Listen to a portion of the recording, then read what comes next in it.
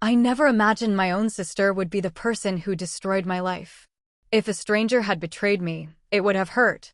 If my fiancé had cheated with someone else, I would have eventually moved on. But my sister? That kind of betrayal leaves a scar that never completely disappears. My name is Claire, and this story began 3 years ago when I thought I had everything. I was 28, working as a marketing manager, living in Chicago, and engaged to the man I believed I would spend the rest of my life with. His name was Ethan. We had been together for 4 years. He was funny, ambitious, and charming. Everyone loved him, including my family, especially my younger sister, Madison. Madison and I had always been close. Growing up, people constantly compared us. I was the responsible one. Madison was the outgoing one. I studied. She partied. I planned. She improvised. Despite our differences, I loved her. When Ethan proposed, Madison cried harder than I did. She hugged me and said, "I'm so happy for you." I believed her. Looking back now, I wonder if those tears meant something else entirely. The wedding was scheduled for June. For almost a year, my life revolved around planning it. Venues, flowers, guest lists, cakes, invitations. Every detail mattered. Madison volunteered to help with everything. At the time, I thought she was being supportive. Now I know she was simply making herself part of the picture. Ethan and Madison spent more time together than I noticed. At family dinners, they laughed at private jokes. During wedding planning meetings, they often agreed on things before I even spoke. Whenever I mentioned it, everyone told me I was imagining things. And honestly, I wanted to believe them, because the alternative was unthinkable. Then came the moment everything changed. One Saturday afternoon, I left work early. I wasn't feeling well. I decided to surprise Ethan with lunch. His apartment was only 15 minutes away. I still remember carrying the takeout bag. I still remember smiling as I walked toward his door. I still remember how excited I was. That feeling lasted exactly 5 seconds. Because the moment I opened the door, I heard laughter. Not Ethan's. Madison's. My stomach dropped. For a second, my brain refused to process what I was hearing. Then I walked toward the living room and saw them. My fiancé, my sister, kissing on the couch. The takeout bag slipped from my hand. Food spilled across the floor. They jumped apart. Madison's face turned white. Ethan looked like he'd seen a ghost. Nobody spoke. Nobody moved. The silence was unbearable. Finally, Ethan stood up. "Claire." I held up my hand. "No." My voice sounded strangely calm. Too calm. The kind of calm that only comes before complete devastation. Madison started crying. "Please let me explain." "Explain what?" What possible explanation existed? I looked at my sister, the person I'd trusted my entire life. Then I looked at my fiancé, the man I'd planned to marry in 4 months. And suddenly, everything made sense. The late-night texts, the private jokes, the secret smiles, the uncomfortable feeling I'd ignored for months. I turned around and walked out. Neither of them followed me. That hurt almost as much as the betrayal itself. The next few weeks were hell. Ethan called constantly. I blocked him. Madison showed up at my apartment. I refused to answer. My parents begged me to talk to her. I refused. There are some betrayals too deep for immediate forgiveness. This was one of them. Eventually, Ethan sent a message. Just one sentence. "I love her." That was it. For years together reduced to 4 words. I love her. Not, "I'm sorry." Not, "I made a mistake." Just the truth. And honestly, that truth hurt more than any lie ever could. 6 months passed. Life slowly moved forward. Not because I wanted it to. Because it had to. I focused on work. I started therapy. I traveled. I rebuilt myself piece by piece. Then one evening, a gold envelope arrived in my mailbox. I knew exactly what it was before opening it. A wedding invitation. From Ethan and Madison. I stared at it for several minutes. My hands shaking. My chest tightening. Surely they weren't serious. Surely nobody could be that cruel. But they were. The invitation was beautiful. elegant, expensive, and completely heartless. At the bottom was a handwritten note. "We'd love for you to be there." I laughed. Then I cried. Then I laughed again. Because the situation was so absurd it almost felt funny. My sister stole my fiancé, and now she wanted me to watch her marry him. Unbelievable. My first instinct was obvious. Throw the invitation away. Ignore it. Move on. But then something unexpected happened. The more I thought about it, the less angry I became. Not because I forgave them, because I realized something important. They had already taken enough from me. My relationship, my trust, my happiness. I wasn't going to let them take my confidence too. For months, I'd been hiding from the world, avoiding family gatherings, avoiding uncomfortable conversations, avoiding everything. Maybe it was time to stop hiding. Maybe it was time to show them that they hadn't broken me. So I made a decision. I would attend the wedding. Not for them. For me. The wedding day arrived. The venue was breathtaking. A luxury estate overlooking a lake. White flowers everywhere. Live music. Hundreds of guests. The kind of wedding Ethan and I had once dreamed about together. Walking into that venue was harder than I expected.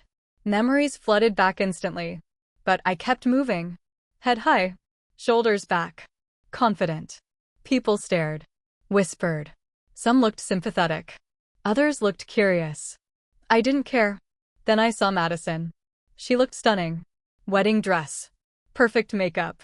Bright smile. For a brief moment, our eyes met. And something unexpected happened. She looked nervous. Very nervous. Interesting. The ceremony began. Everyone took their seats. The music started. Madison walked down the aisle. Ethan smiled. The guests applauded. Everything looked perfect. Except it wasn't. Because while everyone else saw a fairy tale, I saw two people who had built their happiness on someone else's heartbreak. And deep down, I think they knew it too. Halfway through the reception, something happened that nobody expected, including me. One of Ethan's former coworkers approached my table. We had met years earlier. He smiled politely, then leaned closer. "I didn't realize you were coming." Neither did they. He laughed. Then his expression changed. "You know, this whole thing reminds me of what happened with Olivia." I frowned. "Olivia?" His eyes widened. "Oh." Immediately, I knew something was wrong. Very wrong. "What Olivia?" The man hesitated, then sighed. "Ethan cheated on Olivia too." My heart stopped. "What?" The coworker looked uncomfortable. "I thought you knew." I definitely did not know. Apparently, after leaving me for Madison, Ethan had secretly started another relationship with a coworker named Olivia. A relationship Madison never discovered. At least not yet. Suddenly, pieces began falling into place. The nervous expressions. The tension. The constant checking of phones. Something wasn't right. And whatever it was about to explode. Because at that exact moment, a woman entered the reception hall. And judging by Ethan's face, he recognized her immediately. The color drained from his skin. Madison noticed too. Then she followed his gaze. And everything changed. The woman slowly walked toward their table, holding the hand of a small boy. A boy who looked exactly like Ethan. And in that moment, I realized the wedding wasn't going to end the way anyone expected. The entire reception hall went silent. The woman stood near the entrance, holding the hand of a little boy who couldn't have been older than 5. Every instinct told me something was wrong. Very wrong.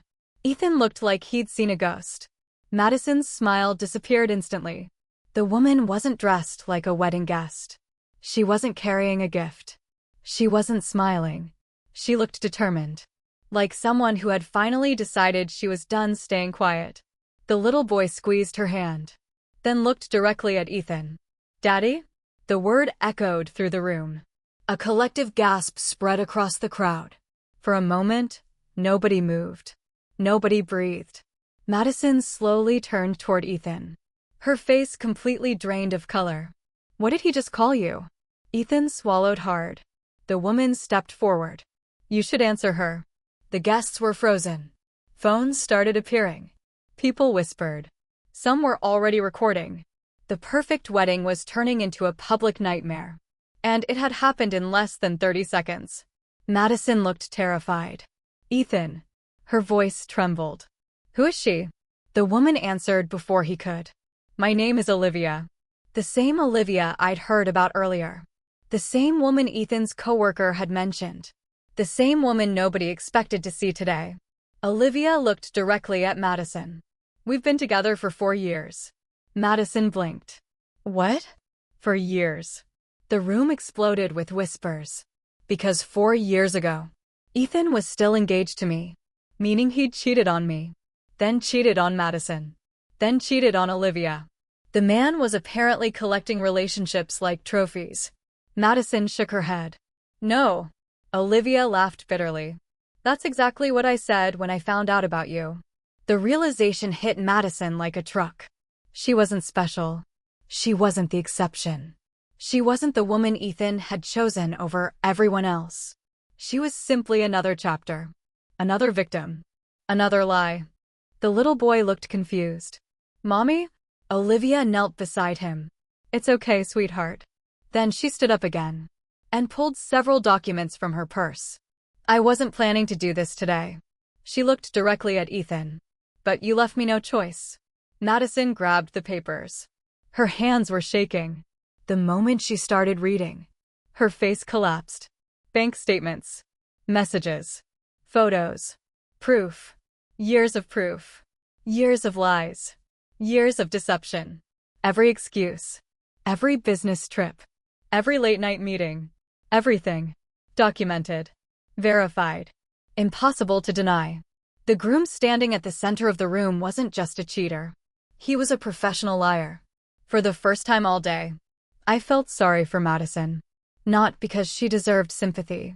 Because I recognized the expression on her face. I'd worn it myself 3 years earlier. Shock. Humiliation. Heartbreak. Betrayal. The moment your entire reality falls apart. The moment you realize the person you trusted never existed. Ethan. Madison's voice was barely a whisper. Tell me she's lying. Silence. The worst possible answer. Olivia folded her arms. Go ahead. Still silence. The guests watched. Waiting. Hoping. Praying. Anything.